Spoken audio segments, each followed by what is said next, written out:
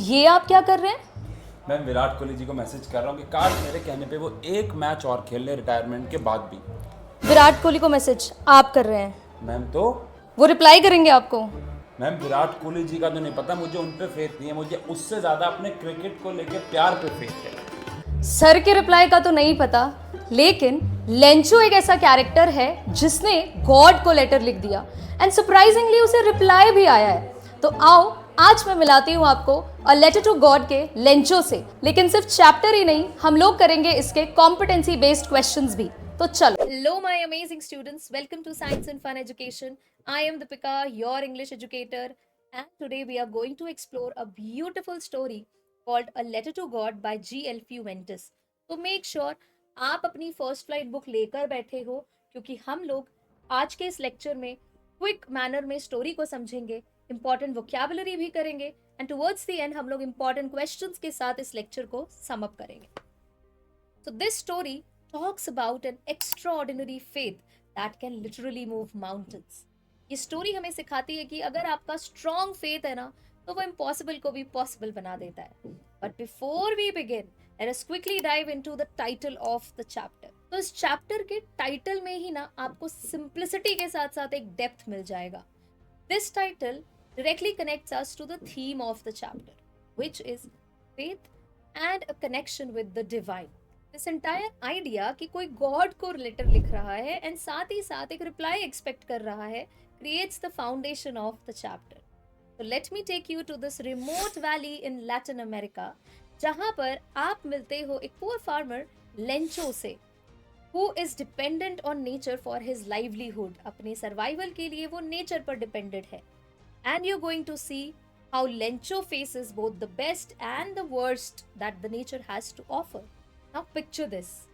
आपके चैप्टर में लेंचो के घर की प्रॉपर सेटिंग मेंशन्ड है एंड ये सिंबॉलिक भी बहुत ज्यादा है। सिंबॉलिक कैसे है ये मैं आपको पहले इस लाइन को पढ़कर बताऊंगी। The house, the only one in the entire valley, sat on the crest of a low hill. Now see, it was the only house, एक अकेला घर जो एक लो हिल के टॉप पार्ट पर है, क्रेस्ट पर है। ये क्या सिंबलाइज करता है? It shows that Lencho has just two connections, God and the nature. कोई और ह्यूमन कनेक्शन आपको वहां आसपास नजर नहीं आएगा, according to the chapter. Now further this location is described. From this height, one could see the river and the field of ripe corn dotted with the flowers that always promised a good harvest. अब Lencho को story में describe किया गया है as an ox of a man. This is a beautiful description, क्योंकि यहाँ पर Lencho को एक ऑक्स के जैसा ही हार्डवर्किंग और साथ ही साथ उतना ही नाइव भी डिस्क्राइब किया गया है। ही वॉज अ हार्डवर्किंग फार्मर जो अपनी क्रॉप्स को बहुत इंटीमेटली, बहुत क्लोजली जानता था and his entire livelihood depends on those corn fields. यहाँ पर जो comparison draw किया गया है, it not only shows his strength and determination but also his simplicity and naivety. लेकिन problem क्या थी? The only thing that the earth wanted or the earth needed was a downpour or at least a shower. बस थोड़ी सी बारिश की जरूरत थी। वो हो जाती तो लेंचो की तो वैसे भी बल्ले बल्ले होने वाली थी। तो he had done nothing else. सुबह से उसने कुछ काम नहीं किया है। He was constantly looking at the sky towards the northeast. जैसा कि लेंचो ने प्रेडिक्ट किया था, it started to rain. और कब? During the meal. Lencho was so happy कि वो बारिश में भीगने के लिए बाहर चला गया। And when he came, he exclaimed and started comparing the drops with something else. इससे कंपेयर किया। जल्दी से अपने चैप्टर की इन लाइंस पर फोकस करो। These aren't raindrops falling from the sky. They are new coins. The big drops are 10-cent pieces and the little ones are 5s. यहाँ पर लेंचो ने raindrops को कंपेयर किया है 10-cent pieces and 5-cent pieces से। This clearly shows कि Lencho was very happy and उसे समझ में आ गया था ये जो बारिश है ये फाइनेंशियली उसे बहुत हेल्प करने वाली है, as it will lead to a good harvest and a great profit. This also shows how valuable water is for farmers. Their life solely depends on the water. It's not just a beautiful language, but ये farming industry की एक reality भी हमारे सामने present कर देता है। Also, did you see author ने कैसे sensory imagery का use किया है? We could literally feel those raindrops. अब यहाँ ऐसा नहीं है कि इस विजुअलाइजेशन से आपने फील किया, अगर आप चैप्टर को भी लाइन बाय लाइन अच्छे से पढ़ते हो तो आपको ये सब कुछ फील हो जाता है। And this is the beauty of literature, and specifically यहाँ पर क्रेडिट हम जीएल फ्यूवेंटस को दे सकते। देन अचानक से a strong wind began to blow and immediately ये प्यारी सी बारिश ट्रांसफॉर्म हो जाती है हेल स्टॉर्म में। And now these hail stones they resemble new coins. Now यहाँ पर आप नोटिस करो लिटरेरी डिवाइस, यानी कि जो कंपैरिजन यूज हुआ है, जो मेटाफर यूज हुआ था कॉइन्स के लिए, initially it was very positive for Lencho and productive too. बहुत ही पॉजिटिव सेंस में उनका यूज किया गया था, as they were going to provide him financial benefit. लेकिन अब यही कॉइन्स को डिस्ट्रक्टिव प्रेजेंट किया है because they were converted into hail stones, और वो लेंचो की पूरी क्रॉप्स को तबाह कर रहे थे, पूरी क्रॉप्स को डिस्ट्रॉय कर रहे थे। एंड जीएल फ्यूमेंटस ने इसको बहुत सुंदर तरीके से डिस्क्राइब किया है through these lines. The field was white as if covered with salt. Not a leaf remained on the trees. The corn was totally destroyed. Even Lencho's heart was so devastated. Lencho was so sad कि उसकी सारी मेहनत, पूरे साल की मेहनत यहाँ पर वेस्ट हो गई है। And he even said that a plague of locusts would have left more than this. कि अगर locusts, जो कि इस तरह से आपको दिखते हैं, अगर इनका भी पूरा ग्रुप यहाँ आया होता और इन्होंने क्रॉप्स को डैमेज किया होता तो शायद फिर भी कुछ बच जाता, लेकिन हेल स्टॉर्म ने तो सारी क्रॉप्स को डिस्ट्रॉय कर दिया है। अब nothing is left for him and for his family. See the contrast, how is it shown? Just a moment before the rain was a beautiful boon for the entire family, और थोड़ी ही देर में ये कर्ज बन जाती है लेंचो के लिए। यही हेल स्टॉर्म रिप्रेजेंट करते हैं कि नेचर कितना अनप्रिडिक्टेबल है, एंड ह्यूमंस जो हैं वो अभी भी नेचर के कंट्रोल में ही है, showing their vulnerability. Night was a sorrowful one for Lencho's family. सभी लोग बहुत परेशान हो गए, but as mentioned in the chapter, in the hearts of all who lived in that solitary house in the middle of the valley, there was a single hope, help from God.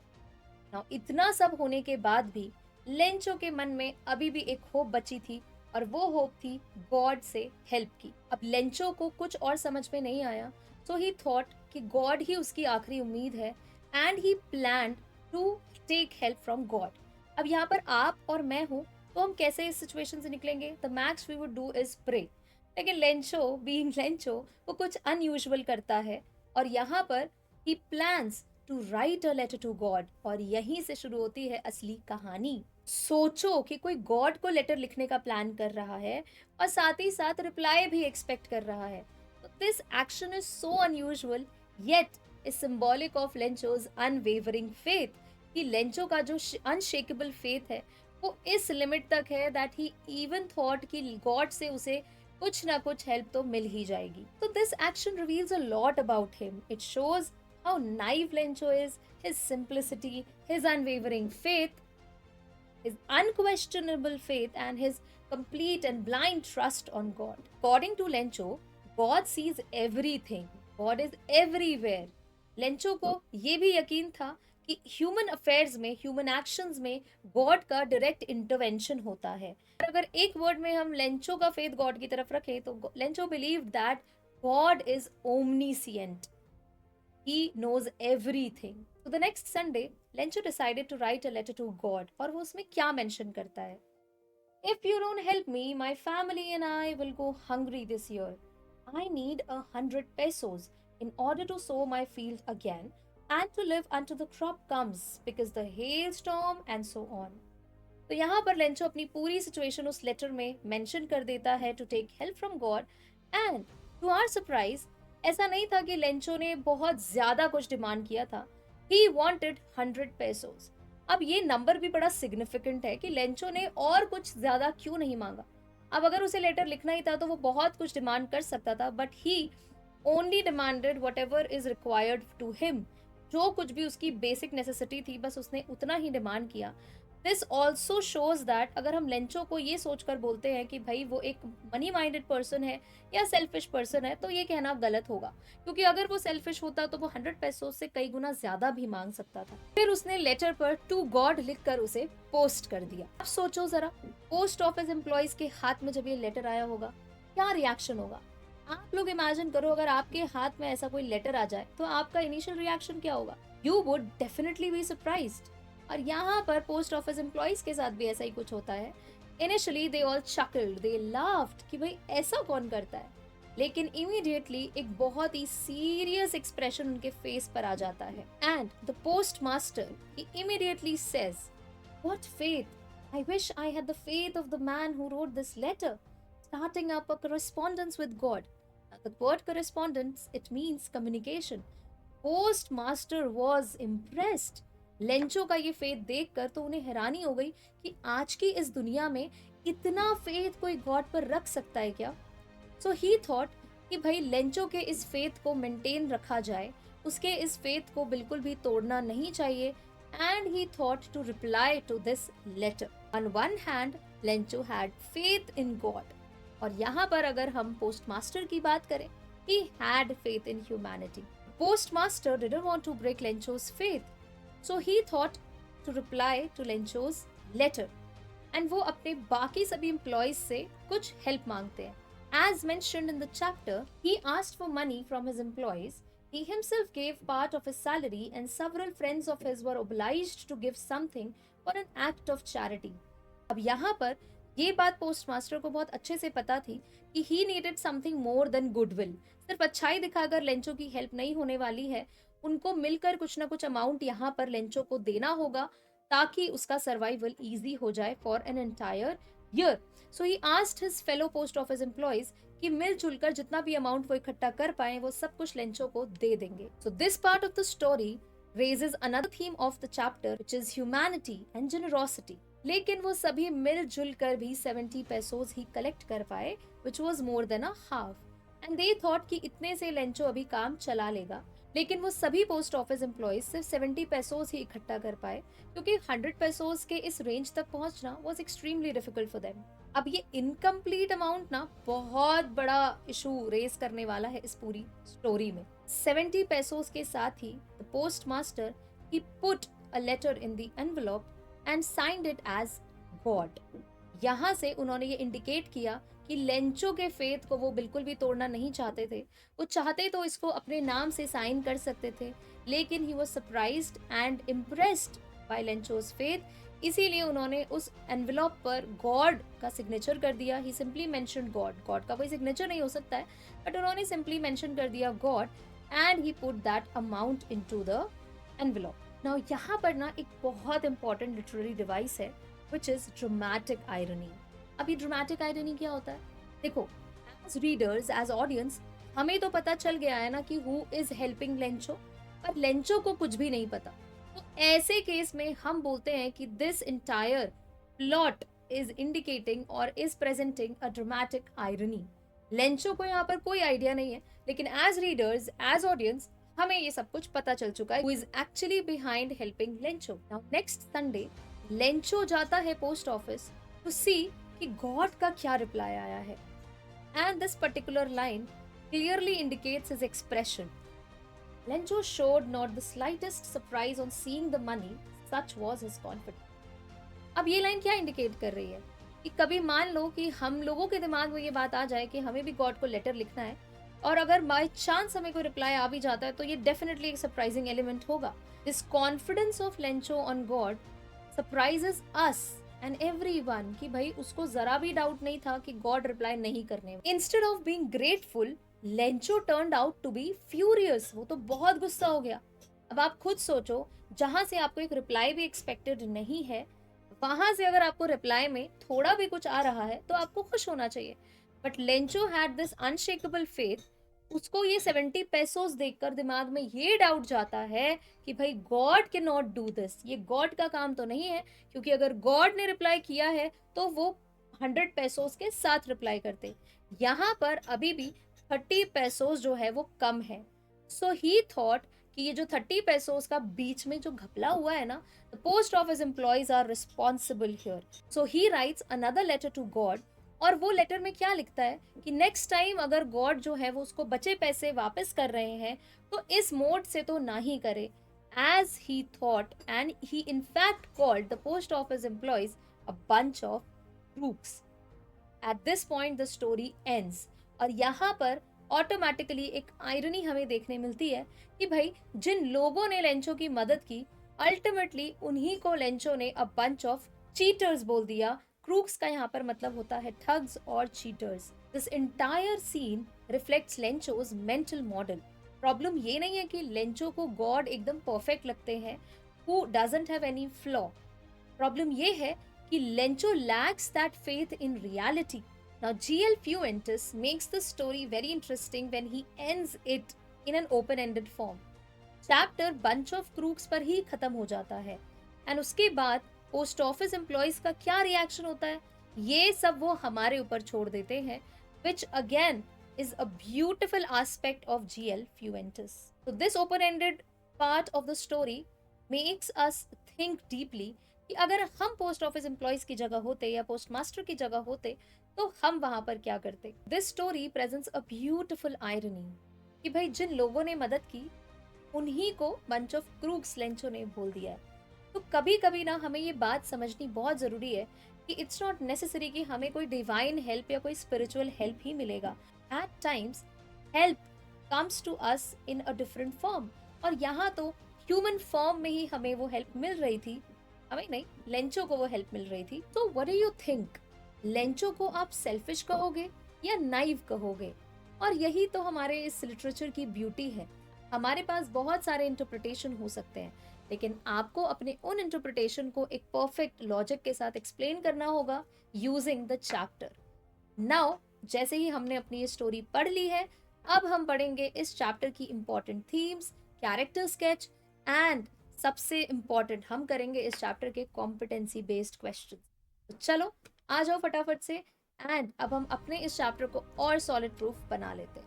All right students, तो chapter के successful completion के बाद अब हम लोग आगे बढ़ेंगे इस पर्टिकुलर स्टोरी के थीम्स, कैरेक्टर स्केच एंड कुछ क्वेश्चंस के साथ। और इस क्वेश्चन में आपको इन सारे क्वेश्चंस में आपको मिलने वाले हैं कुछ कॉम्पिटेंसी बेस्ड क्वेश्चंस भी। तो मेक श्योर आप लेक्चर पूरा देख रहे हो, और अगर आपको लेक्चर पसंद आता है तो अपने प्यारे प्यारे कमेंट्स जरूर छोड़कर जाना, थोड़ा सा मोटिवेशन हमें भी मिल जाता है। और साथ के साथ आपको लगे कि मैम एक वर्ड को बार बार रिपीट कर रही हैं, तो आप लोग उन वर्ड्स को नोट भी करो, और हो सके तो कमेंट्स में आप उन वर्ड्स को लिखो, ताकि आप लोगों को एक रिविजन भी साथ साथ होता रहे। तो जल्दी से हम लोग शुरू करते हैं इस चैप्टर की थीम्स के साथ। अब जब मैंने आपको ये स्टोरी सुनाई तो वहां पर एक वर्ड बार बार रिपीट हो रहा था, और वो वर्ड था फेथ, है ना। जोर से एक बार चिल्ला के कह दो, सबको सुनाई देना चाहिए कि हम बात कर रहे हैं लेंचो के फेथ की। सो लेंचोस फेथ, एंड अल्टीमेटली जहां फेथ है वहां पर कोई डिस्ट्रस्ट नहीं है, कोई नेगेटिविटी नहीं है, तो होप और फेथ साथ में चलेगा। किसके कैरेक्टर से हमने देखा? लेंचो के कैरेक्टर से। तो ये एक बहुत प्रोमिनेंट थीम है इस चैप्टर का। सो आप यहाँ पर क्लियरली मेंशन कर सकते हो कि लेंचोज अनवेवरिंग फेथ। देखो ये वर्ड तो मुझे लगता है एकदम ऐसा लिख लो आप इस चैप्टर पे, यहाँ पे लिख लो, टैटू करवा लो, हाथों पर लिख लो, कहीं भी लिख लो, अनवेवरिंग फेथ तो आपको याद होना चाहिए। अभी के अभी इसी वक्त आप कॉमेंट्स में ये पूरा फ्रेज लिखो, लेंचोज अनवेवरिंग फेथ। आपको रेपिटेडली इसे याद रखना है, भूलना नहीं। ये बहुत इंपॉर्टेंट आपका फ्रेज है जो आपको बोर्ड एग्जाम्स में ना एकदम ऐसा सुपर पार देगा while attempting your questions. Unwavering word का मतलब मैं आपको ऑलरेडी बता चुकी हूं, अनशेकेबल, अनब्रेकेबल, राइट। ऐसा फेथ जो कोई तोड़ नहीं सकता, मरोड़ नहीं सकता, उसी को हम अनवेवरिंग बोलते हैं। अब लेंचो का जो ये फेथ था ये किस पर था? गॉड पर था। Despite the difficult situation which he faced, है ना, कितना बुरा समय उसने लिया, कितना बुरा समय उसने फेस किया, और उसके बावजूद he had this beautiful unwavering faith in God. And यही फेथ था जिसकी वजह से वो इस डिफिकल्ट टाइम पर सस्टेन कर पाया, सरवाइव कर पाया। और हमारे लिए भी यही मैसेज है कि देखो बुरे समय में हमारा फेथ ही है जो हमें थोड़ा सा मोटिवेशन देता है, थोड़ा सा ऑप्टिमिज्म देता है। एंड उसके बाद हमारे पास दूसरी थीम आती है ह्यूमन काइंडनेस, जेनरोसिटी। ये हमने किसके कैरेक्टर से देखा? ये हमने देखा पोस्ट मास्टर के कैरेक्टर से। तो आपको उनके रेफरेंस में इस थीम को एक्सप्लेन करना है। तो the post master and employees demonstrate compassion bye collecting money for a stranger in need. अब एक बात बताओ, लेंचो जो था क्या वो पोस्ट मास्टर का कोई रिश्तेदार था? आजकल तो यार रिलेटिव्स के लिए भी लोग इतना नहीं करते जितना यहाँ पर पोस्ट मास्टर ने एक स्ट्रेंजर के लिए किया। सो ये और कुछ नहीं, ये सिर्फ और सिर्फ उस पोस्टमास्टर की जेनरोसिटी और उसका काइंडनेस शो करता है। Now if you might have noticed, I have repeatedly used this word generosity. Note कर लो, इंपॉर्टेंट है, काम आएगा, आंसर फ्रेम करने में मदद मिलेगी। जेनरोसिटी का मतलब काइंडनेस ही होता है कि भाई देखो, एक अनजान इंसान के लिए वो सभी इंप्लॉइज को इंस्पायर करने लगा कि भाई हमको सिर्फ गुडविल नहीं, साथ में कुछ अमाउंट भी चाहिए होगा लेंचो की हेल्प करने के लिए, so that he could survive an entire year due to the lack of harvest. इतना उसका क्रॉप्स का तबाही हुई है, the crops have been destroyed, तो कुछ तो हेल्प करनी पड़ेगी। सिर्फ अच्छी थॉट से हम लेंचो की हेल्प नहीं कर पाएंगे, we will need some money. उसके साथ भी यहाँ पर पोस्टमास्टर ने हेल्प किया। Then another recurrent theme in this chapter is nature's power. Of course nature ने अपनी पार नहीं दिखाई होती तो लेंचो के साथ तो ये सब कुछ होता ही नहीं। तो ये हमें एक तरह से नेचर का अनप्रिडिक्टेबल बिहेवियर भी देखने मिला। सो हेलस्टॉर्म के थ्रू नेचर का डिस्ट्रक्टिव कैपेसिटी हम देख रहे हैं। देखो, एक तरफ नेचर ने अपना बेस्ट भी दिखाया है लेंचो को। Why? Because it provided, basically अगर हम कहें तो nature was the ultimate source of livelihood for Lencho, right. Lencho को सारा कुछ जो मिल रहा था वो नेचर से ही मिल रहा था, because he was depended totally on his corn fields, right. लेकिन वही नेचर जो है वो डिस्ट्रक्टिव एलिमेंट में कन्वर्ट हो जाती है, ट्रांसफॉर्म हो जाती है in the form of hell storm. तो ये क्या दिखा रहा है? नेचर का डिस्ट्रक्टिव नेचर, और कहीं ना कहीं हमारी वल्नरेबिलिटी को शो कर रहा है कि यार अभी भी ना हमें ऐसा लगता है that we are controlling nature, but actually the reality is pretty quite different. But actually the reality is quite different. यहां पर क्या हो रहा है कि ह्यूमैनिटी की वल्नरेबिलिटी का क्लियर रिफ्लेक्शन हमें देखने मिल रहा है। Now let us quickly move on to the character sketch. ये बहुत इंपॉर्टेंट है। थीम्स और कैरेक्टर स्केच चैप्टर के अगर आप कर लेते हो तो it really helps you in your answer writing. अब सबसे इंपॉर्टेंट कैरेक्टर तो आपको पता ही है कौन है हमारे पास, हमारा लेंचो है। अब उससे रिलेटेड देखो, मैं इसको पैराग्राफ फॉर्म में नहीं लाई हूँ, बिकॉज ऐसा मुझे लगता है कि जहां पर आप एक पैराग्राफ देखते हो थोड़ा सा घबरा जाते हो। हाँ, हम लोग क्वेश्चन आंसर्स पैराग्राफ फॉर्म में करेंगे। यहां पर आपके पॉइंटर्स के लिए मैं आपको शॉर्ट फॉर्म में जो है लेंचो से रिलेटेड कुछ वर्ड्स दे रही हूँ ताकि आप इसके कैरेक्टर को एक्सप्लेन कर सको। He was a hard working farmer, ये आपको पता है, बहुत ही सिंपल था। And in fact if you want to use, you can use this word naive for him. एकदम गाय जैसा था लेंचो, है ना। मतलब सोचो, इतना कनिंग जमाना, इतनी कनिंग दुनिया, और वहां पर भी एक लेंचो जैसा इंसान who had this unwavering faith in God, right. So naive, और रिलीजियस फेथ तो था ही, इसीलिए हम ये बात भी मेंशन करेंगे। He was honest and diligent in his agricultural work. Diligent means hard working, बहुत ही हार्ड वर्किंग था। और इसके लिए a phrase has been used, an ox of a man, right. अगर आपने चैप्टर ध्यान से सुना तो वहां पर भी मैंने ये बात मेंशन की थी। ही वॉज इलिटरेट, पढ़ा लिखा नहीं था, लेकिन इतना उसे आता था कि वो अपनी बात को कन्वे कर सके। तो ये हमारा एक स्टीरियोटाइप भी ब्रेक करता है ये chapter through his character, that farmers are illiterate. ये हमें लगता है, ऐसा नहीं है। वो फिजिकली भी स्ट्रांग होते हैं, और साथ ही साथ अगर हम लिटरेसी के लेवल पर जज करें तो they are capable of expressing their emotions, है ना। Then He possesses unwavering trust in God's intervention. उसको टोटल भरोसा किस पर था? गॉड पर था, ये तो हमें पता ही है। Ironically, quick to accuse postal workers of dishonesty. अब ऐसा नहीं कि हम सिर्फ अच्छी बातें लिखेंगे, थोड़ा सा ना मुझे ऐसा लगा कि भाई क्विक टू जजमेंट उसका था, एज इन कि बहुत जल्दी उसने क्या किया, पोस्टल वर्कर्स को अक्यूज कर दिया, उन पर ब्लेम डाल दिया without thinking of all the pros and cons. उसने ये भी नहीं सोचा कि यार how can God send money, है ना, ऐसा टैंजिबल चीज कैसे गॉड सेंड कर सकते हैं। He didn't even think for once, एक बार भी नहीं सोचा। तो मुझे ऐसा लगता है कि भाई बहुत जजमेंट को लेकर थोड़ा सा यहाँ पर लेंचो और समझदार और मैच्योरिटी शो कर सकता था। Value self sufficiency and providing for his family. एक और चीज देखनी पड़ेगी, डिपेंडेंसी बहुत ज्यादा किसी और पर नहीं थी, सेल्फ सफिशिएंट वो खुद को मानते थे, एंड जिम्मेदार थे अपनी फैमिली को प्रोवाइड करने के लिए। तो यू कैन ऐड ऑन, आपने चैप्टर से जो भी बातें लेंचो को लेकर ऑब्जर्व की, आप अपने कैरेक्टर स्केच में इसी तरह से पॉइंट आउट कर सकते हो। अगर इसके अलावा आपको कोई थॉट लगता है, हाँ, अगर आप में से बहुत सारे बच्चों के दिमाग में ये भी होगा कि मैम लेंचो को हम सेल्फिश भी तो बोल सकते हैं, यार I don't think so. Selfish is a good word for Lencho, because अगर वो सेल्फिश होता ना, he might have asked for some more amount, a bigger amount. Why just 100 pesos? सिर्फ 100 पेसोस से कैसे वो सेटल हो गया? मतलब आप सोचो कि अगर आपको इतना भरोसा है गॉड पर, तो आप तो बहुत कुछ मांग सकते हो ना। अगर आप इतना होप कर रहे हो that God is going to reply, तो फिर सिर्फ 100 पेसोज ही क्यों? तो यहां पर आप लेंचो को सेल्फिश ना ही बोलो तो अच्छा, मतलब मुझे बहुत बुरा लगेगा, लेंचो का पता नहीं। Then we have postmaster. Postmaster was an epitome of generosity. Write this phrase in your answers, in your notebooks. Epitome of generosity. एकदम काइंडनेस की मूरत। And he was a fat and amiable man. Chapter में mentioned है ये phrase, ये line. Amiable is likeable, जब आपको कोई पसंद करे, फ्रेंडली नेचर के अगर आप होते हो तो हम आपको एमिएबल बोलते हैं। नाउ कंपैशनेट थे एंड एम्पैथेटिक लीडर। एम्पैथेटिक का मतलब क्या हो गया कि he was considering Lencho situation.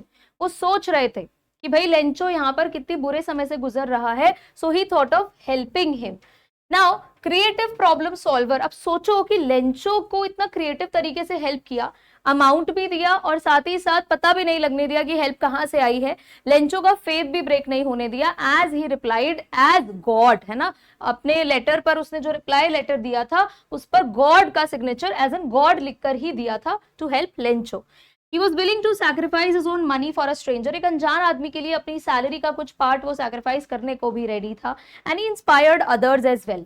He represents educated society's response to simple faith. और कहीं ना कहीं वो ये दिखा रहे, देखो, he was not an arrogant person. अगर arrogant होते तो जाके सीधा लेंचो को बोल सकते थे कि तुम्हें हो क्या गया, are you a fool or something like that, ऐसा कुछ बोलकर उसको डांट कर भगा सकते थे कि मजाक समझा हुआ है क्या, जैसा हम लोग देखते हैं usually. But it didn't happen, है ना। कितने अच्छे से उन्होंने एक्चुअल एक एजुकेटेड सोसाइटी को रिप्रेजेंट किया है। Shows genuine kindness without expecting recognition. हालांकि चैप्टर एक ऐसे पॉइंट पर एंड हुआ है जहां पर हमको पोस्टमास्टर का रिस्पांस देखने नहीं मिला, लेकिन जिस तरह का उनका बिहेवियर था, वी आर एक्सपेक्टिंग कि यार he didn't want anything in return from Lencho. ऐसा नहीं था कि उन्होंने इस उम्मीद से लेंचो को रिप्लाई किया था या हेल्प किया था कि भाई लेंचो की क्रॉप होगी तो मुझे कॉर्न्स खाने को मिलेंगे, ऐसा कुछ भी नहीं था। बदले में उन्हें कुछ नहीं चाहिए था। बहुत ही सेल्फलेस एक्ट था ये, किसका? पोस्टमास्टर का। तो ये आप कुछ पॉइंट्स कैरेक्टर स्केच में ऐड कर सकते हो। Now let us move on to some literary devices. अब आप सोचोगे ma'am literary devices, poetic devices, ये सब तो पोएम्स में होते हैं, ये चैप्टर में क्यों हम लिटरेरी डिवाइसेस कर रहे हैं? देखो, अब राइटर ने तो अपनी स्टोरी को भी बहुत ब्यूटिफाई करने की कोशिश की है, तो ऐसे डिवाइसेस जो आपके राइटअप को ब्यूटिफाई करते हैं या आप कुछ इनहैंस्ड मीनिंग प्रेजेंट कर रहे होते हो, उनको हम सबको लिटरेरी डिवाइसेस ही बोलते हैं। मैं यहाँ पर आपको सिमिली मेटाफर ये सब नहीं कराने वाली हूँ, वो आप लोग बहुत इजीली फिगर आउट कर लोगे, है ना। सिमिली मेटाफर ये सब जब हम पोइट्री के सेशंस करेंगे, आप वहां से बहुत आराम से समझ के चैप्टर्स के लाइंस में भी वो फिगर आउट कर सकते हो। इस पर्टिकुलर चैप्टर से एग्जाम में जो क्वेश्चंस बन सकते हैं रिलेटेड टू लिटरेरी डिवाइसेस, वो हम यहाँ पर पहले कवर करेंगे। तो सबसे पहला जो हमारे पास है ना, वो है आयरनी। मतलब मैं तो इसको कहती हूँ एकदम मोए मोए सिचुएशन। अब ये क्या है मैम मोए मोए सिचुएशन? देखो, पोस्टमास्टर ने जब लेंचो की हेल्प की, ये तो नहीं एक्सपेक्ट किया होगा कि उनको बदले में बंच ऑफ क्रूक्स बोला जाएगा, बंच ऑफ चीटर्स बोला जाएगा। वो इतना तो एक्सपेक्ट कर ही रहे होंगे। मतलब अभी जस्ट मैंने ये बोला कि वो बहुत ज्यादा उम्मीद नहीं लगाए बैठे हैं लेंचो से, लेकिन फिर भी इतना तो एक्सपेक्ट किया होगा कि लेंचो माइट बी हैप्पी कि चलो कुछ पैसे मिल गए ताकि उसकी हेल्प हो जाए। लेकिन यहां पर एकदम सिचुएशन ऐसा बिल्कुल चेंज हो जाता है, पलट जाता है, एकदम वक्त बदल जाते हैं, सब कुछ एकदम चेंज हो जाता है जब सेकेंड लेटर में लेंचो ये लिख देता है कि भाई these people they are bunch of crooks and आप प्लीज गॉड इस मोड से पैसे ना ही भेजें। तो बस यहां पर लेंचो के इस एब्सोल्यूट फेथ के वजह से अल्टीमेटली हम एक बहुत ही रिवर्स सिचुएशन देखते हैं। So the most significant irony is that Lencho believes, Lencho को ये लगता था कि गॉड ने इस मीडियम से पैसे भेजे हैं, जबकि रियलिटी क्या थी कि ये सारे पैसे पोस्टमास्टर और वहां के एम्प्लॉइज ने भेजे थे। And despite Lencho's absolute faith that God would help him, the actual help came from people Lencho later accuses of theft. Lencho को ये बात पता थी कि God is going to help, है ना, इतना फेथ था उसको, लेकिन एक्चुअल में क्या हुआ है, यहाँ पर हेल्प किसने की है? पोस्ट ऑफिस एम्प्लॉइज ने। तो ये क्या हो गया? ये आयरनी हो गई ना कि क्या भाई, एक आप इमेजिन करो कि भाई जो हेल्प कर रहा है उसी को उल्टा बोल दिया जाए, जैसा एक्सपेक्ट करो और उसका बिल्कुल ऑपोजिट हो जाए। यही एक आयरॉनिकल सिचुएशन को डिस्क्राइब करता है और वही बिल्कुल इस चैप्टर की एंडिंग में हुआ। तो आपके पास पीवाईक्यूज में क्वेश्चन बहुत रिपीटेडली पूछा जाता है, comment on the ending of a letter to God. तो वहां पर आपके लिए ये वर्ड लिखना बहुत इंपॉर्टेंट है। It was an ironical ending, और फिर आप डिस्क्राइब करोगे कि कैसे एंड क्यों। ठीक है, चलो फिर आते हैं आयरनी के ही एक फैमिली मेंबर की तरफ, जिसको कि कहा जाता है ड्रामेटिक आयरनी। अब आप सोचोगे मैम अब ये क्या है, ऐसी आयरनी जो ड्रामा क्रिएट करे? बिल्कुल नहीं। ड्रामेटिक आयरनी हम तब बोलते हैं, किसी भी चैप्टर में ये आपको मिल सकता है, ऐसा नहीं है कि सिर्फ लेटर टू गॉड में ही है, आपको किसी भी चैप्टर में ये मिल सकता है, आगे आने वाले चैप्टर्स में भी हम हो सकता है देखें। ये होता क्या है ड्रामेटिक आयरनी? कभी कभी जब आप बुक्स पढ़ रहे हो, कोई चैप्टर पढ़ रहे हो, कोई स्टोरी पढ़ रहे हो, तो इट हैपेंस ना कि कैरेक्टर को नहीं पता क्या हो रहा है उसके साथ, लेकिन रीडर्स को और ऑडियंस को पता होता है। जैसे इस चैप्टर के केस में हमें पता है कि God has not replied. Reply किसने किया है? पोस्ट मास्टर ने, है ना, वहां के एम्प्लॉइज ने वो 70 पेसोस इकट्ठा किए हुए। तो हमें लेंचो से पहले ही सब कुछ पता है। This is called dramatic irony. Okay, अब यहां पर हम रीडर की नॉलेज को अगर समझें तो as readers we know the true source of the money. हमें पता है कि एक्चुअल सोर्स क्या है उस पैसे का, लेकिन लेंचो अभी भी इग्नोरेंट है इस फैक्ट के। थ्रू आउट द स्टोरी उसे पता ही नहीं था पैसे कहां से आए, ना उसने जानने की कोशिश की। तो दिस क्रिएट्स ड्रामेटिक आयरनी, और इसी को हम बोलते हैं कि ये ड्रामेटिक आयरनी क्रिएट कर रहा है, जहां पर audience has knowledge that the character does not. Audience को सब कुछ पता है जो कैरेक्टर को नहीं पता। फिर उसके बाद द पोस्टल वर्कर्स पर्सपेक्टिव। यहीं पे अगर हम पोस्टल वर्कर्स का पर्सपेक्टिव भी देखें तो उनको तो पता है ना कि दे हैव हेल्प्ड लेंचो। उनको पता है कि भाई उन्होंने लेंचो की हेल्प की है, yet they receive his condemnation. फिर भी उनको क्या मिलता है? उल्टा सुनने मिलता है, उसकी हेट मिलती है instead of gratitude. Gratitude means that expression of thanking someone, कि भाई थैंक यू बोलने की जगह उल्टा डांट पड़ जाती है, फटकार लग जाती है। They witness is gratitude being directed towards God rather than to them. तो यहां पर उनका देखो एक तरह से कि भाई बेचारे ऐसा नहीं था, लेंचो को तो कुछ पता ही नहीं था ना कि क्या हो रहा है। अब यहाँ पर पोस्ट ऑफिस एम्प्लॉइज को भी इतना आइडिया नहीं, उनके मन में भी तो ये डाउट आने लगा होगा कि यार ये तो अभी भी देखो गॉड पर सारा ट्रस्ट बनाए बैठा हुआ है। उनको आइडिया नहीं है कि लेंचो का कितना खतरनाक फेथ है। So all this situation creates dramatic irony। आप अगर dramatic irony पर आपसे कोई क्वेश्चन करता है तो आप स्पेसिफिकली ये वाला पार्ट आंसर कर सकते हो। ये थोड़ा सा एडिशनल है कि हम सिर्फ लेंचो के पर्सपेक्टिव में क्यों करें भाई, ये बात हम पोस्ट ऑफिस एम्प्लॉइज के पर्सपेक्टिव से भी तो बोल सकते हैं। Okay, now then we have another literary device which is contrast।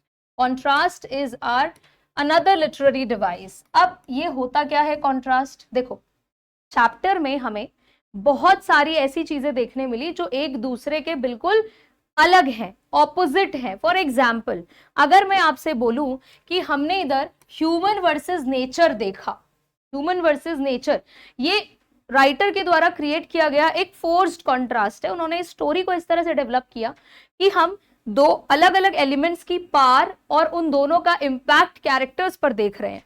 Example के तौर पर देखो ये एक कॉन्फ्लिक्ट क्रिएट कर रहा है, इन दोनों के बीच एक स्ट्रगल क्रिएट हो रही है जो इस स्टोरी की मेन क्राइसिस बन जाती है कि सारी प्रॉब्लम की जड़ तो नेचर और ह्यूमन के बीच होने वाला वो स्ट्रगल है, राइट। तो ये कॉन्ट्रास्ट ही पूरी स्टोरी लाइन को डेवलप कर रहा है और ह्यूमैनिटी के स्ट्रगल को दिखा रहा है कि कितना अनप्रिडिक्टेबल होता है नेचर और कितने वल्नरेबल होते हैं इंसान। वल्नरेबल वर्ड का मतलब है प्रोन टू अटैक, जो बहुत इजीली सब्जुगेट हो जाते हैं। नेचर के आगे हमारी कोई हिम्मत नहीं है, कोई दम नहीं है, आज भी अगर नेचर अपने पर आ जाए। जब अगर आपसे क्वेश्चन आता है मैन वर्सेस नेचर के कॉन्फ्लिक्ट का, तो यहां पर आप सीधे सीधे लेंचो वर्सेस नेचर को प्रेजेंट करोगे कि देखो क्लियरली ये जो एक कॉन्फ्लिक्ट ऑथर ने दिखाया है, दिखाता है कि भैया लेंचो जो है वो एकदम पावरलेस है अगर नेचर उसके सामने खड़ा हो जाए। हेलस्टॉर्म आ गई, क्या बिगाड़ लिया लेंचो ने हेलस्टॉर्म का? कुछ भी नहीं कर पाया, उसकी तो पूरी क्रॉप्स डिस्ट्रॉयड हो गई थी। तो when the hailstorm strikes, Lencho सिर्फ हेल्पलेसली देख सकता था अपनी पूरी क्रॉप्स को डिस्ट्रॉय होते हुए। कैसे वो क्रॉप्स देखो कितना शुरू में he was so happy that it started raining। वो उसको फाइनेंशियली कनेक्ट भी कर रहा था विद कॉइन्स, है ना। एक बार जल्दी से मुझे बताओ बिग ड्रॉप्स को किससे कंपेयर किया और स्मॉल ड्रॉप्स को किससे कंपेयर किया? हमने स्टोरी टेलिंग में डिस्कस किया हुआ है, ये आप लोग मुझे कमेंट्स में बताओ अगर यहाँ पर पहुंच गए हो। अब कोई तरीका नहीं था फाइट बैक करने का, लेकिन कैसे वो कॉइन्स जो उस एक टाइम पर बहुत पॉजिटिव लग रहे थे वो एकदम से नेगेटिविटी में बदल गए एंड वो बात तक नहीं कर सकता था। तो सोचो अगर वो बारिश से खड़े होकर कह रहा है कि भाई नहीं प्लीज अब रुक जाओ, बहुत हो गया, हम एक डील करते हैं, ये सब भी पॉसिबल नहीं है, कुछ भी वो नहीं कर सकता था। And he even mentioned not a single leaf remained on the trees, एक पत्ता तक नहीं पेड़ों पर बचा। सो ये कॉन्फ्लिक्ट बहुत डायरेक्ट है, विजिबल है, आप देख सकते हो कि लेंचो का सर्वाइवल इतना इम्पैक्ट हो रहा है, इतना अफेक्ट हो रहा है। His response is to turn to faith, और वो क्या रिस्पॉन्स दिखाता है कि भाई वो अपने फेथ की तरफ बढ़ता है, उसको पता है कि God is going to help him. Writing to God because he believes only a higher power can help against such overwhelming natural forces. वो किसी इंसान की तरफ भी नहीं गया, हालांकि यहाँ पर दूसरे देयर आर अदर फैक्टर्स जिसकी वजह से वो इंसान से भी हेल्प नहीं मांग रहा था। पता नहीं क्या लेंचो के दिमाग में चल रहा था। इट वॉज हिज फेथ कि वो समझ गया कि एक नॉर्मल ह्यूमन बीइंग अब मेरी हेल्प नहीं कर सकता है, मुझे कुछ सुपरनैचुरल फोर्सेस की नीड पड़ेगी इस सिचुएशन से बाहर निकलने के लिए। तो ये मैन वर्सेस नेचर में हम लेंचो वर्सेस नेचर का ये कॉन्फ्लिक्ट शो करेंगे। इसके बाद हम यहाँ पर मैन वर्सेस मैन भी देख रहे हैं। यहाँ ऐसा नहीं है कि दो आदमियों में फाइट हो रही है, लेकिन आप समझो कि एक तरफ लेंचो है, वहीं दूसरी तरफ पोस्ट मास्टर है, दो अलग अलग पर्सनालिटीज। लेंचो का फेथ है एक सुपरनैचुरल पावर पर, गॉड पर, और यहाँ पर अगर हम देखें तो पोस्ट मास्टर ने ये बात प्रूव करी है कि भाई आपको ह्यूमैनिटी पर भी फेथ रखना जरूरी है। क्या पता कि गॉड की हेल्प किसी इंसान से होते हुए आ रही हो। तो ये आप क्लियर कॉन्फ्लिक्ट इस पर्टिकुलर मीडियम से एक्सप्लेन कर सकते हो। तो the man versus man conflict is based on misunderstanding. यहाँ पे तो बेसिकली एक मिसअंडरस्टैंडिंग ही थी इस कॉन्फ्लिक्ट में। ऐसा नहीं था कि कोई किसी को फिजिकली हार्म पहुंचा रहा है, ये कोई एक्चुअल हार्म नहीं था, सिर्फ और सिर्फ एक मिसअंडरस्टैंडिंग थी। जब लेंचो ने पोस्टल वर्कर्स को एक्यूज किया कि भाई इन्होंने शायद कुछ पार्ट पैसों का हमसे हमारा चुरा लिया है, saying they are a bunch of crooks, यहाँ पर कोई एक्चुअल चोरी थोड़ी ना हुई थी। ऐसा क्या सच में हुआ था कि 100 पैसों में से 30 पैसों का जीएसटी काट लिया गया था और 70 पैसों जो है लेंचो को दे दिया था? ऐसा तो कुछ भी नहीं हुआ था ना। यहाँ पर सिर्फ और सिर्फ ये लेंचो का अजम्पशन था, और वो भी गलत अजम्पशन, वो अज्यूम करके चल रहा था, ओवरथिंक कर रहा था। Unlike the hell storm which physically destroyed crops, nature के अगेंस्ट जब ह्यूमन का एक स्ट्रगल हम देख रहे थे तो वहां पर तो एक्चुअल डिस्ट्रक्शन हुआ था ना, वहां पे तो रियलिटी में सब कुछ तबाह हो गया था। ये जो कॉन्फ्लिक्ट है ये सिर्फ और सिर्फ लेंचो के माइंड में चल रहा है। While nature openly attacked Lencho's livelihood, आप देखो नेचर ने तो ऐसे खुले में आके एकदम मजे से उसकी पूरी क्रॉप्स को खराब कर दिया, उसकी लाइवलीहुड को पूरा तबाह कर दिया। पोस्टल वर्कर्स ने थोड़ी ऐसा कुछ किया, वो तो उल्टा यार उसकी हेल्प कर रहे थे। And this conflict could potentially be resolve, और ये वाला जो कॉन्फ्लिक्ट था ये सेल्फ क्रिएटेड था, ये तो रिजॉल्व हो सकता था, ये तो सॉल्व हो सकता था सीधा सीधा कम्युनिकेट करके। बहुत सिंपल था, लेंचो सीधा जाके पोस्ट ऑफिस एम्प्लॉय से बात कर लेता तो शायद ये सारी की सारी कंफ्यूजन ही नहीं रहती, right? Whereas nothing could have saved the crops once the hailstorm began. और यहीं पर अगर हम उस दूसरे कॉन्ट्रास्ट को देखें तो क्रॉप्स तो किसी हाल में नहीं बच पाते जिस तरह का हेलस्टॉर्म होता। तो आपने दो अलग अलग तरह का ये कॉन्ट्रास्ट देखा। इसके बाद आप एक कॉन्ट्रास्ट और देखते हो इस चैप्टर में, वो है फेथ वर्सेस रियलिटी। मतलब आप समझो कि एक तरफ फेथ है, एक तरफ रियलिटी है, ये दो अलग अलग ऐसे इट्स लाइक पिलर्स जो एक दूसरे के सामने खड़े हुए हैं, and they are fighting, they are trying to pose कि भैया मैं बेटर हूं या तू बेटर है, इस तरीके का कुछ। तो इस चैप्टर में ये फेथ एंड रियलिटी के कॉन्ट्रास्ट पर क्वेश्चन बनना थोड़ा सा ऑब्वियस है, क्योंकि इसी पर पूरा चैप्टर भी बना हुआ है। नाउ ये बहुत इमोशनली स्ट्रॉन्ग क्वेश्चन आपके मन में रेज करता है। लेंचो की जो सिंप्लिसिटी थी, उसका जो अनवेवरिंग फेथ था, इसी वजह से वो गॉड पर इस हद तक बिलीव करता था कि भाई उसने क्या किया, वो सीधा सीधा लेटर लिख भी दिया, और वो लेटर को पढ़कर उसने ये अज्यूम भी कर लिया कि भाई गॉड ने तो पैसे भेजे, उसके हिसाब से गॉड इज परफेक्ट, है ना, फ्लॉलेस। लेकिन यहाँ पोस्ट ऑफिस एम्प्लॉइज ने कुछ गड़बड़ किया हुआ है। His trust is so complete that he doesn't question, वो एक बार ये भी नहीं सोच रहा है कि यार ये लेटर भगवान तक पहुंचा होगा कैसे। मतलब उसने इतना भी लॉजिक नहीं लगाया कि कोई एड्रेस मैंने नहीं लिखा है, ये कहाँ गया लेटर, ये हेवन गया या कहाँ गया, किसे पता, राइट? उसने ये सब भी नहीं सोचा, इतना उसका ब्लाइंड फेथ था। द रियलिटी हाउएवर, लेकिन रियलिटी तो हमें पता है ना, ये सब तो लेंचो का फेथ था। रियलिटी क्या थी? ये तो एक्चुअली में वो काइंड हार्टेड पोस्ट मास्टर और वहां के लोग थे जिन्होंने लेटर को पढ़ा, अपना पैसा डोनेट किया एंड स्ट्रेंजर की मदद की। तो this gap between belief and faith, it creates both the stories humour. कभी कभी हमें हंसी भी आती है लेंचो पर, है ना, वो फन एलिमेंट ऐड किया है इस फेथ एंड रियलिटी वाले कॉन्ट्रास्ट ने। और वहीं अगर हम बोले कि एक पॉइग्नेंसी भी देता है, एकदम टचिंग मोमेंट भी देता है कि यार बताओ ऐसी दुनिया में आज भी लेंचो जैसे लोग हैं एंड पोस्ट मास्टर जैसे लोग भी हैं जो स्ट्रेंजर्स की मदद करने के लिए क्या कुछ नहीं कर जाते। सो पॉइग्नेंसी वर्ड पॉइग्नेंट से ही आया है, विच इज हार्ट टचिंग।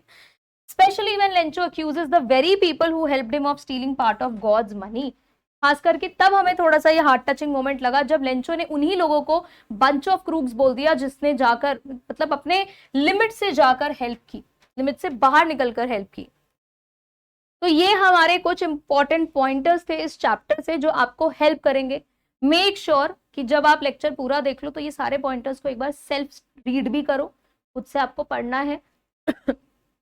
उसके बाद आप लोग इन क्वेश्चंस को जरूर अटेम्प्ट करना, ठीक है। देखो सबसे पहला क्वेश्चन क्या है, how did the hailstorm affect Lencho and his family. Hailstorm ने लेंचो और उसकी फैमिली को कैसे अफेक्ट किया आपको पता है।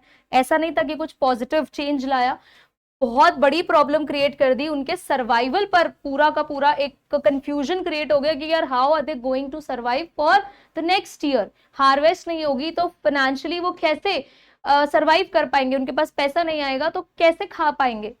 तो the hailstorm completely destroyed Lencho's crop. सबसे पहली लाइन, क्योंकि शॉर्ट आंसर है तो बहुत ज्यादा हमें इन डिटेल जाने की जरूरत नहीं है, आप चाहो तो चैप्टर के कुछ फ्रेजेस बीच में मेंशन कर सकते हो। Leaving not a single leaf on the trees, ऐसा डिस्ट्रॉय किया कि एक पत्ता भी नहीं छोड़ा, और उसकी पूरी फील्ड को किसमें कन्वर्ट कर दिया, ऐसा लग रहा था जैसे पूरा वो सॉल्ट से कवर्ड है। ये बिल्कुल विजुअल इमेजरी है, आप ये लिटरेरी डिवाइस ऐड कर सकते हो कि वर्ड्स जीएल फ्यूएंटस ने ऐसे यूज किया है, you can visualize the entire scene कि फील्ड जो है वो ऐसे कवर्ड है जैसा कि सॉल्ट से कवर्ड हो। दिस डेवस्टेशन, ये तबाही का मतलब क्या था लेंचो और उसकी फैमिली के लिए कि वो भूखे मर सकते हैं, दे वुड फेस स्टारवेशन, है ना, बहुत भूखे वो मर सकते हैं through out the coming year since they depended entirely on their harvest for survival. और ये सिर्फ एक लेंचो की कहानी नहीं है, इस चैप्टर से हमें देश भर के, दुनिया भर के फार्मर्स का क्राइसिस भी समझ में आता है कि कितना ज्यादा ये लोग रिलायबल होते हैं नेचर पर, और अगर थोड़ा भी अनप्रिडिक्टेबल बिहेवियर वहां पर है तो कितनी प्रॉब्लम्स जो है इन फार्मर्स को फेस करनी पड़ती है। यहां से आपके लिए कोई भी कॉम्पिटेंसी बेस्ड क्वेश्चन क्रिएट हो सकता है, तो आपको क्वेश्चंस को सिर्फ चैप्टर के रेफरेंस में नहीं समझना है, रियल वर्ल्ड सिनारियो से कनेक्ट करके भी उस क्वेश्चन को पढ़ना है। मैं आपको कराऊंगी कुछ क्वेश्चंस थोड़े से डिफरेंट है, लेकिन ये इस क्वेश्चन को पढ़कर ना अभी मेरे दिमाग में क्लिक किया। Now next is, why did the post master decide to help Lencho. Post master ने लेंचो की हेल्प करने का क्यों सोचा, क्यों भाई, कोई रिश्तेदारी थी क्या, रिलेटिव्स थे क्या, नहीं थे। अब सबसे बड़ा जो कंसर्न था वो तो यही था ना, the post master was moved by Lencho's faith, कि भाई ऐसा कैसे हो सकता, he was amazed, he was surprised यार आज की दुनिया में इतना फेथ किसी का गॉड पर। He wanted to preserve this faith, वो इस फेथ को बचा के रखना चाहते थे कि चलो कुछ ही लोग बचे जो आज भी ऐसा पॉजिटिव फेथ रखते हैं किसी पर भी, तो वो उसको तोड़ने नहीं देना चाहते थे, एंड प्रिवेंट लेंचोज डिसअपॉइंटमेंट, और लेंचो को डिसअपॉइंट भी नहीं करना चाहते थे, right. The letters simple confidence and the writers deep trust in divine help, जिस कॉन्फिडेंस में लेंचो ने गॉड को लेटर लिखा था ना वो देखकर, और साथ ही साथ राइटर का, राइटर यानी कि किसका, लेंचो का डीप कनेक्शन, रुको ये सी जो है ये ई बन गया है, यस, तो लेंचो का डिवाइन हेल्प, सुप्रीम हेल्प पर इतना ट्रस्ट देखकर अल्टीमेटली पोस्ट मास्टर को ये बात दिल पर लग गई, छू गई उन्हें ये बात, inspiring him to collect money from employees, इसीलिए उन्होंने अपने सारे एम्प्लॉइज को पैसे कलेक्ट करने कहा, खुद भी उसमें कुछ पार्ट दिया, and they together helped Lencho, सबने मिलकर लेंचो की हेल्प की। Now the next question, how did Lencho second letter show his character traits. Lencho ने पहला लेटर में सीधा सीधा गॉड से तो डिमांड कर दिया था, विच शोड हिज नाइविटी, है ना, कि कितना भोला है, उसका unwavering faith. Second letter Lencho के बारे में क्या शो करता है, सेकेंड लेटर जहां पर उसने सारे पोस्ट ऑफिस एम्प्लॉइज को बंच ऑफ क्रूक्स बोला था, वो लेटर क्या शो करता है, तो this second letter revealed his unwavering faith in God, तो ये तो और भी ज्यादा ट्रस्ट को शो करता है, as he directly addressed God again without doubting his first letter was received. सोचो ये भी नहीं डाउट किया कि भैया पहला लेटर पहुंचा है कि नहीं पहुंचा है, इस कॉन्फिडेंस से सेकंड लेटर लिख दिया कि गॉड देखो आपने भेजे तो पैसे, पर सारे पैसे शायद वो लोग खा गए, सारे तो नहीं मतलब 30 पैसों वो लोग ले गए। तो इट शोड हिज ऑनेस्टी, और कहीं ना कहीं ऑनेस्टी भी दिखाता है क्योंकि उसने पैसे सारे अच्छे से काउंट किए, and noted the exact shortfall, ऐसा नहीं था कि उसने झूठ झूठ बोल दिया कि 50 पैसों गायब है, 50 पैसों आप और भेजो, उसने ऑनेस्टी से सब कुछ काउंट किया और बिल्कुल ऑनेस्ट वहां पर रिप्लाई दिया। However, लेकिन यार कितना ही पॉजिटिव सोच लोगे, इट ऑल्सो रिवील्ड, वही जो हमने कैरेक्टर स्केच में किया कि क्विक जजमेंट है भाई दूसरों की तरफ इसका, एज ही इमीडिएटली, क्योंकि तुरंत के तुरंत ही अक्यूज्ड यानी ब्लेम्ड, किसको, पोस्टल वर्कर्स को, चोरी का, बिना किसी एविडेंस के, है ना, बिना किसी एविडेंस के प्रूव कर दिया, बोल दिया, सीधा डिक्लेयर कर दिया कि they are bunch of crooks. And lastly it demonstrated, और साथ ही साथ ये क्या शो करता है, demonstrated means showed his stubborn nature, कि यार बड़ा ही ढीठ है, स्टबर्न है, एकदम बिल्कुल जिद पे अड़ा हुआ है, as he insisted on receiving the exact amount he had requested, क्योंकि वो वापस से गॉड से पैसे मांग रहा था। ही वाज नॉट सेटिस्फाइड कि भैया 70 पेसोस में ही क्यों, गॉड तो हेल्प करने ही वाले ना, पूरी हेल्प करेंगे, 100 के 100 भेजेंगे। Now there is a long question जो अक्सर इस चैप्टर से पूछा जाता है, और वो क्या है, faith can move mountains but it can also create blindness. Chapter का एक थीम लाइन भी आप समझ सकते हो, जिस्ट है इस लाइन में पूरे चैप्टर का, कि फेथ है तो आप माउंटेन्स भी मूव कर सकते हो। इस पर बेस्ड एक मूवी भी है ना, जरा कमेंट्स में बताओ कौन सी मूवी है वो, मुझे अभी नाम याद नहीं आ रहा है, तुम लोग मुझे बताओ। फेथ कैन मूव माउंटेन्स, लेकिन कभी कभी ना इंसान को ये ब्लाइंड भी बना देती है, और ये लेंचो के साथ एकदम क्लियर कट एग्जाम्पल आप देख सकते हो। अब आपको इस स्टेटमेंट को एक्सप्लेन करना है अ लेटर टू गॉड के रेफरेंस से। अब अगर मैं कहूं कि बेटा ये एक लॉन्ग आंसर टाइप क्वेश्चन है, तो इसको कैसे अटेम्प्ट करोगे। शॉर्ट आंसर में तो आपने देखा पीछे अभी हम एकदम टू द पॉइंट लिख रहे थे, कुछ हमने एडिशनल इंट्रो नहीं दिया, कोई कंक्लूजन नहीं दिया, कुछ भी ऐसा नहीं। लेकिन लॉन्ग आंसर टाइप में एक स्ट्रक्चर होता है, ठीक है, तो आपको ना उसी तरह से इसको स्टार्ट भी करना होगा। So this particular part is an intro, ध्यान से सुनना। इंट्रो जिन बच्चों को बिल्कुल भी लिखना नहीं आता है, प्रॉब्लम होती है अपने आंसर को स्टार्ट करने में, तो आप लोगों के लिए ना एक ट्रिक है, आप अपने क्वेश्चन की स्टेटमेंट को ही उठा लो। अब यहाँ पे आपको इस स्टेटमेंट के बेसिस पर आंसर फ्रेम करने बोला गया, इसी को उठा लेते हैं। सो द स्टेटमेंट कैप्चर्स, ये जो स्टेटमेंट है ना, ये एक्चुअली में क्या रिवील करता है, the dual nature of faith. यही तो है, एक तरफ फेथ की तारीफ की है, दूसरी तरफ फेथ की बुराई भी की हुई है ना, कि ये जो फेथ है ना, ये डुअल नेचर का है, ठीक है, ये रंग बदल देता है। समझ गए कि भाई अगर बहुत फेथ है, माउंटेन्स भी आप मूव कर लोगे, लेकिन कभी कभी ना इतना ब्लाइंड फेथ भी ठीक नहीं है, ये प्रॉब्लम भी क्रिएट कर सकता है आपके लिए। तो ये डुअल नेचर हमें फेथ का इस चैप्टर में दिखा, और वो भी किसके थ्रू, लेंचो के कैरेक्टर के थ्रू। ऑथर ने ये क्लियरली दिखाया कि कैसे रिलीजियस कन्विक्शन, कन्विक्शन वर्ड का मतलब होता है बेटा बिलीफ, प्लीज आप लोग इस वर्ड को नोट कर लो, हर जगह सिर्फ बिलीफ बिलीफ बिलीफ नहीं लिखेंगे, हमें नए वर्ड सीखने हैं, कन्विक्शन भी आपके लिए यूजफुल होगा इस चैप्टर के लिए, ठीक है। सो प्रेफर यूजिंग डिफरेंट वर्ड्स, सिर्फ एक दो वर्ड्स पर स्टक नहीं रहना है। हाँ, मैं मानती हूँ कि इस चैप्टर से अनवेवरिंग फेथ आप सीख चुके हो, अब आप लोग कोशिश करोगे और थोड़े से सिनोनिम्स आप इसके लेते चलेंगे। तो उसका जो ये रिलीजियस बिलीफ था ना, थॉट था, it can simultaneously provide strength, बुरे समय में स्ट्रेंथ तो दिया, लेकिन लिमिटेशन क्रिएट कर दी। अभी सोचो इतना टाइम वो लेटर के रिप्लाई करने में लगा हुआ है, इतने में तो वो किसी से हेल्प ले सकता था, अपने रिलेटिव से, पोस्ट मास्टर से ले सकता था, बैंक जाकर लोन ले सकता था, एंड कितनी सारे ऑप्शंस थे, ह्यूमन हेल्प उसे मिलती है ना। लेकिन इधर क्या हुआ है, इस फेथ ने उसको इतना ब्लाइंड कर दिया है कि it has created limitations, restrictions create कर दी, कि वो रियलिटी को परसीव ही नहीं कर पा रहा है।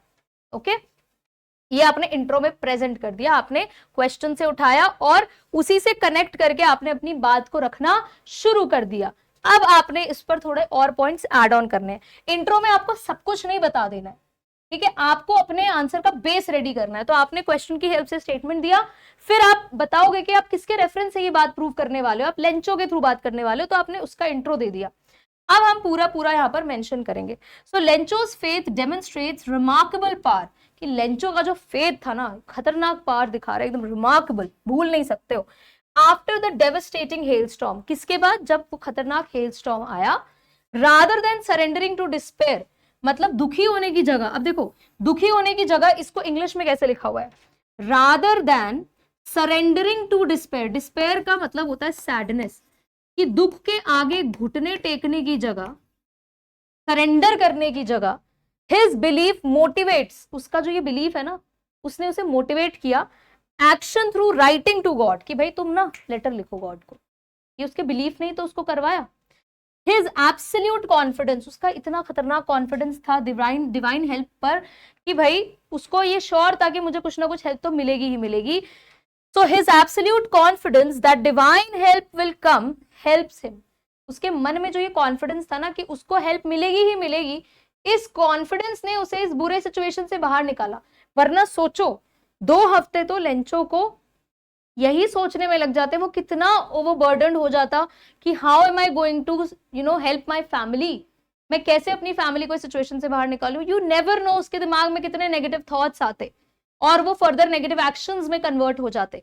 लेकिन ये फेथ था जिसने उसको इस बुरे सिचुएशन से बाहर निकाला, सस्टेन कराया through crisis, and he at least thought of doing something positive, showing faith's ability to transform helplessness into hope. उसकी ये हेल्पलेसनेस को उसने होप में कन्वर्ट करा. किस वजह से? उसके फेथ की वजह से. ठीक है, ये हमने स्टोरी का बेस अब हम बता रहे हैं कि लेकिन प्रॉब्लम कहां पर थी, क्योंकि क्वेश्चन देखो हमें क्या बोल रहा है, फेथ अच्छा है लेकिन साथ में बुरा भी है. तो अच्छा है हमने बता दिया, बुरा है कैसे वो हम बताएंगे. हाउएवर ये वर्ड हमने लगाया, एक कॉन्ट्रास्ट हम शो कर रहे हैं. This same trust blinds Lencho. अब यही ट्रस्ट लेंचो को अंधा भी बना देता है. उसको ह्यूमन काइंडनेस ही नहीं नजर आ रही है, इंसानों ने मदद की वो दिख ही नहीं रहा है.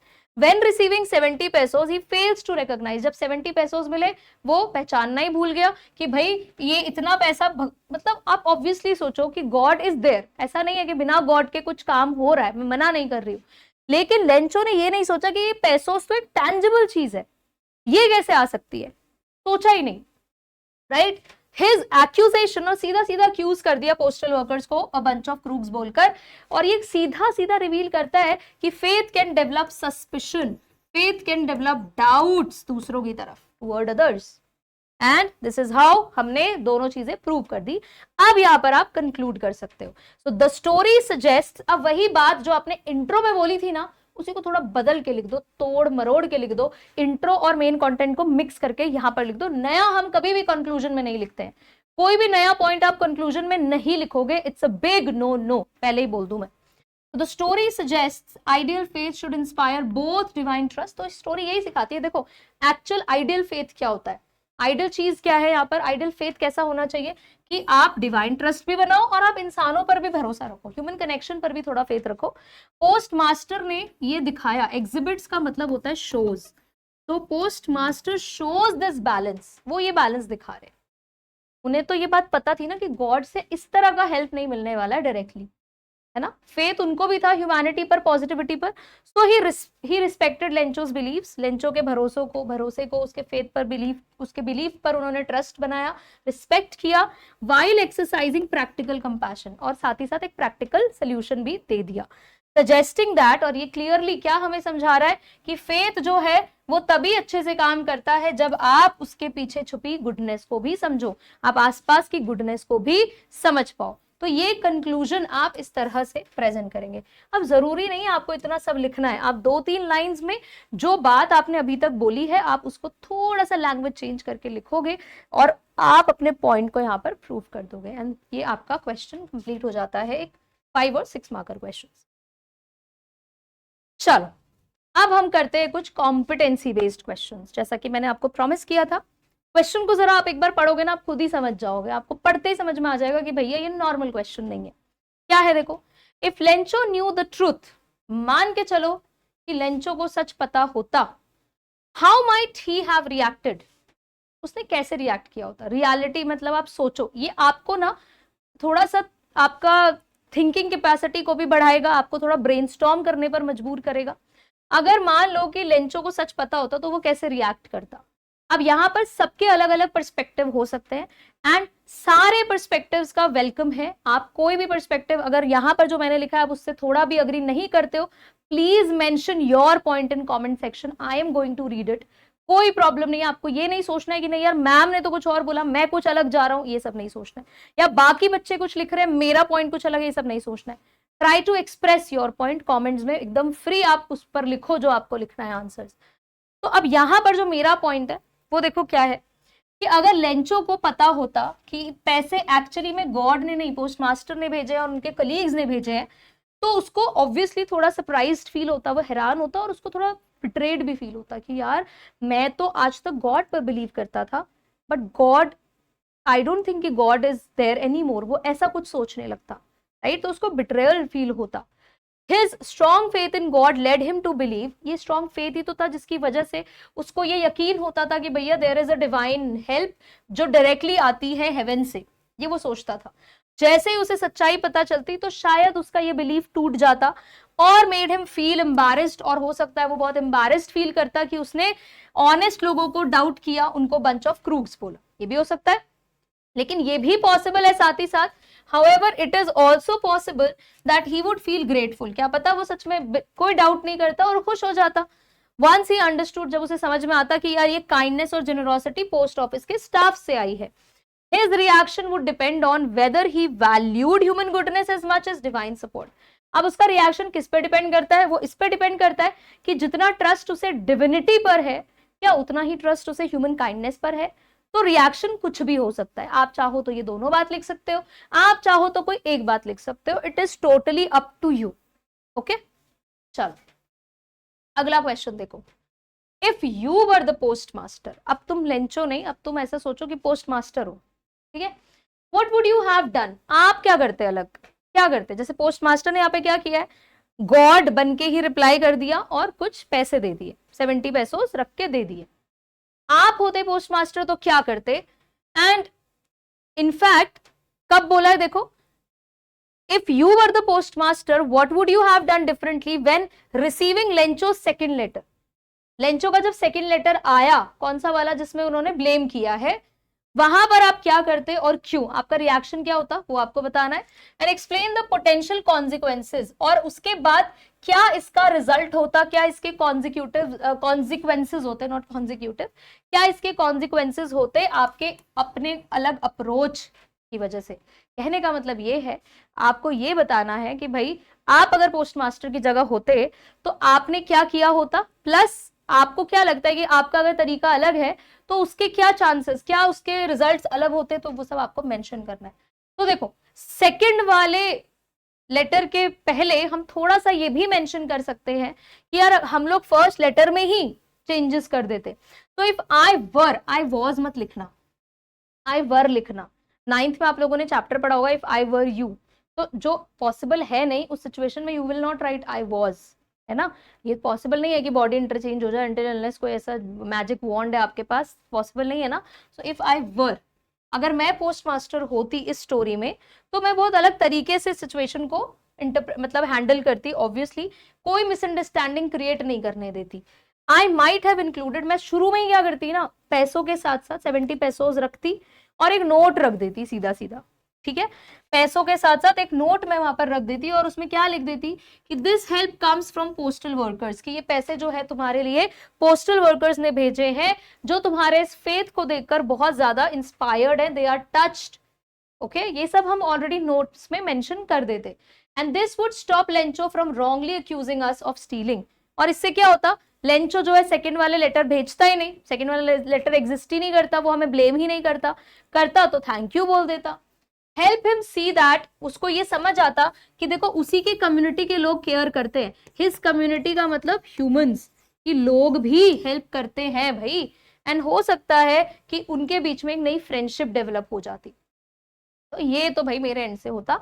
आप क्या करते वो आप बताओ, आप लिखो और मेंशन कर सकते हो।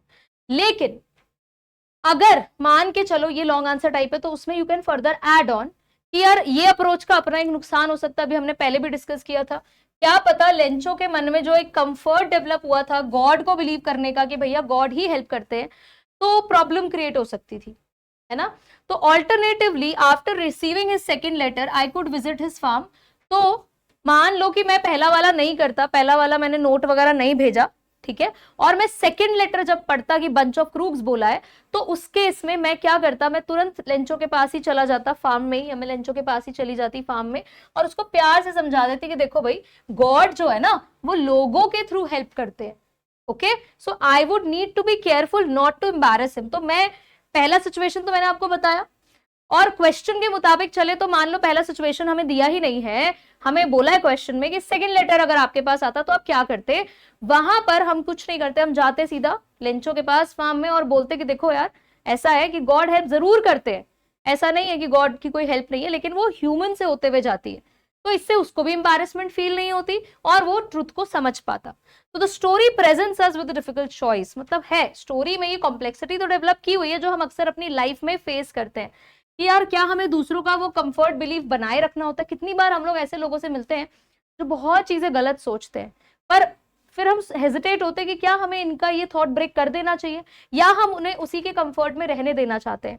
तो ये कोई परफेक्ट सोल्यूशन है नहीं इस प्रॉब्लम का, but I believe the best approach would be helping Lencho understand that human kindness can be seen as one way God answers prayers। तो हम लेंचो को ये बोलकर प्यार से समझा सकते हैं कि देखो गॉड ने ही हेल्प की है, लेकिन उसका मीडियम हम है, गॉड सुनते हैं।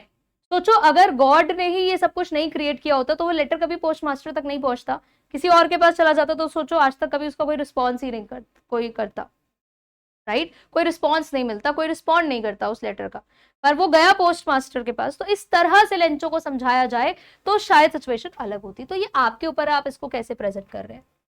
नेक्स्ट क्वेश्चन देखो, right a short diary entry from the perspective of one of the postal employees. अब मान के चलो कि आप एक पोस्टल एम्प्लॉय हो और आपने भी कंट्रीब्यूट किया है लेंचो की हेल्प में 70 पैसों में, हो सकता है 2 या 3 पैसों आपने भी कंट्रीब्यूट किए, और जब आपको पता चला कि आपको चीटर्स बोला है तो आपको बहुत बुरा लगा।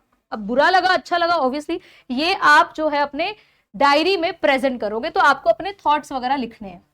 अब यहाँ पर बच्चे सोचते हैं हमारे सिलेबस में तो डायरी एंट्री है ही नहीं, तो डायरी एंट्री का क्वेश्चन कैसे आया? ये आपके कॉम्पिटेंसी बेस्ड क्वेश्चन है, रियल लाइफ से आपको कनेक्ट करके दिखाएंगे। बुरा तो लग सकता है ना इंसान को रियल वर्ल्ड में, तो कैसे वो अपने इमोशंस को एक्सप्रेस करेगा?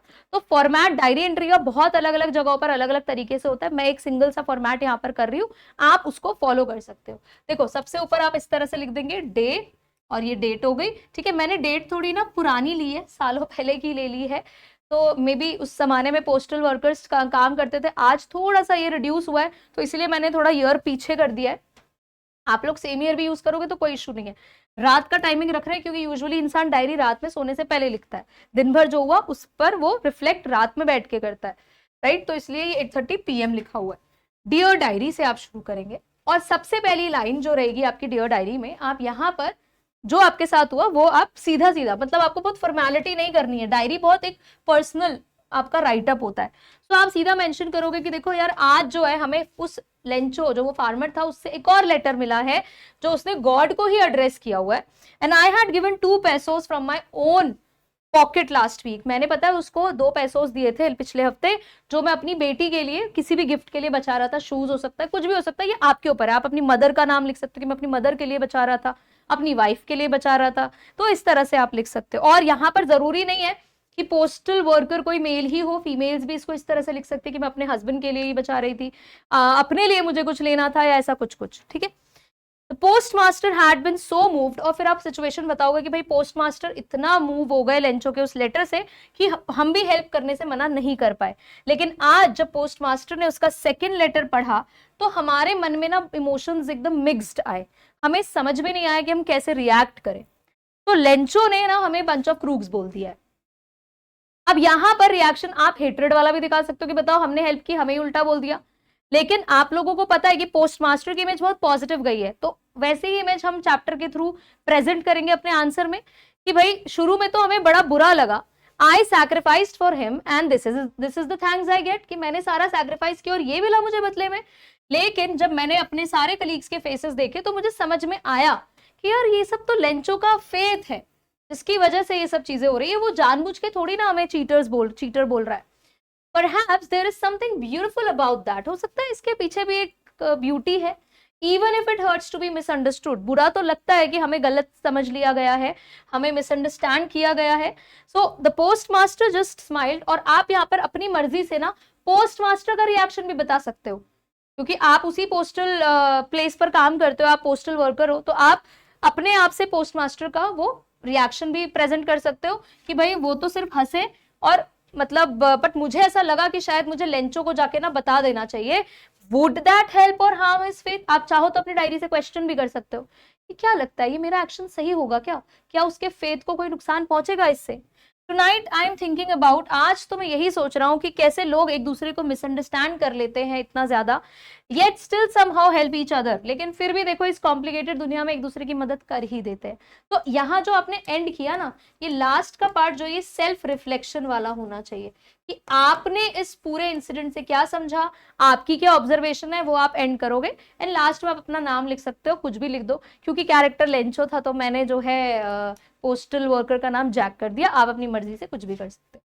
ठीक है, तो इस तरह के क्वेश्चंस आएंगे, कोई बॉक्स वगैरह की नीड यहाँ पर नहीं है, बहुत ही इनफॉर्मल तरह से। ऑब्वियसली स्लैंग्स हम नहीं लिखेंगे इसमें, बट आप क्वेश्चन करो, आप हैरान हो, आप एक्सक्लेमेटरी सेंटेंसेस लिखो, वो सब आपके ऊपर है। Now I have a question for you. अब ये क्वेश्चन आप लोगों को खुद अटेम्प्ट करना है, बहुत ही प्यारा और डिफरेंट क्वेश्चन है। इसका आंसर मैं आपको अटैच करके तो दे दूंगी, पीडीएफ आपको टेलीग्राम पर मिलेगी, लेकिन मैं चाहती हूं कि वो पीडीएफ देखने से पहले आप इसे खुद से अटेम्प्ट करना। देखो क्वेश्चन क्या है, री इमेजिन, अब मानो कि ये स्टोरी आपको लिखनी है, इमेजिन फिर से करो इसे, लेकिन आज की सेटिंग पर, मॉडर्न सेटिंग में इसे इमेजिन करो। सोचो कि लेंचो जो है वो आज की डेट में है, उसके साथ आज के डेट में ये केस हुआ है कि हेलस्टॉर्म ने उसकी क्रॉप्स को डिस्ट्रॉय कर दिया है। तो पहली बात तो यार आज की डेट में वो लेटर लिखने तो नहीं जाएगा, है ना, लेटर तो नहीं लिखेगा। वो क्या करेगा, कुछ भी हो सकता है, वो इंस्टाग्राम पर पोस्ट कर सकता है, वो अलग अलग सोशल मीडिया प्लेटफॉर्म्स पर लिख सकता है, हैशटैग सपोर्ट फॉर लेंचो करके कोई भी एक आप समझो कि हेल्प मांग रहा है, वो अलग अलग पेजेस से एसोसिएट कर सकता है। तो आपको प्लान करना है कि imagine this story in a modern setting with current technology, आज की टेक्नोलॉजी से आपको इसको इमेजिन करके चलना है।